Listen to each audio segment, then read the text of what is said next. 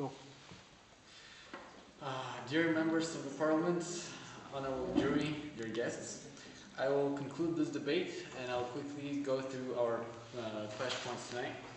I'm thankful to the opposition that they agreed with all our definitions, including the definition of harm, which they also agree that harm is also violating the right of personal inviolability. So we had actually several clash points. Those were our arguments, which I'll go through quickly. First, gathering sensitive information without people's consent.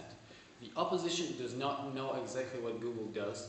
They asked a question about this, but it's not our task to educate them. Every website that uses the Google tracking services and you visit, they gather your information. I stated that clearly in my first speech. We continue that line in our second speech. Our opposition is not aware of that. So every website that you enter, even if you're not using the Google search engine, even if you have never heard of Google and have not agreed to anything, you are still being tracked by the Google tracking cookies, the Google tracking scripts, which are part of the website. This is something that they did not know. This is something that we want as an argument. Second, provide targeted ads based on your personal private preferences, actions, and profiling you and so on. They said that this is good to the commerce, this is good for merchants and so on.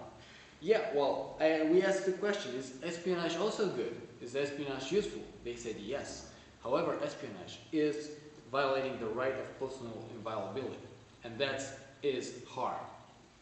We have third argument on YouTube, that you can be shot in a video and upload it without your consent.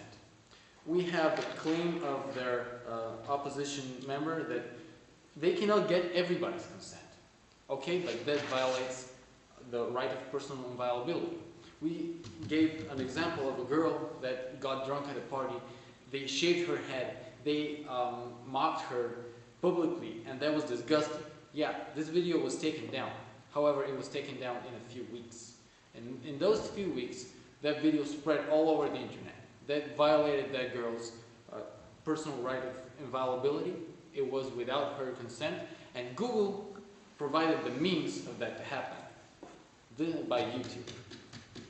Now, Android, as once again, our opposition showed that they do not know about the services that run on Android phones.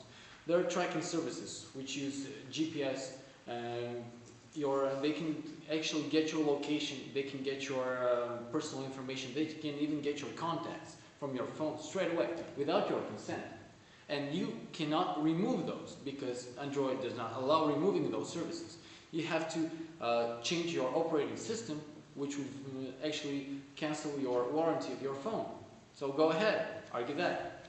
They didn't. They didn't know what services Android also has. So those were the 4 clash points that we had, and we did not hear any reasonable argumentation against that. We had 2 arguments on their end. So Google provides easy access to info. We had a question, so does that provide any free access to porn and harmful data such as bomb creation manuals and so on? The answer is yes, but our opposition has said that we do not watch porn, so what do we care? Well, I care about our children, so this is something that Google provides access to, but they don't care about that. It does provide easy access to popularize your business. They didn't specify what kind of business that is, but we'll keep that for you to decide. I think we had quite a lot of touch points, and I think that we made a clear point why Google is harmful, why Google is therefore evil. Thank you for your time.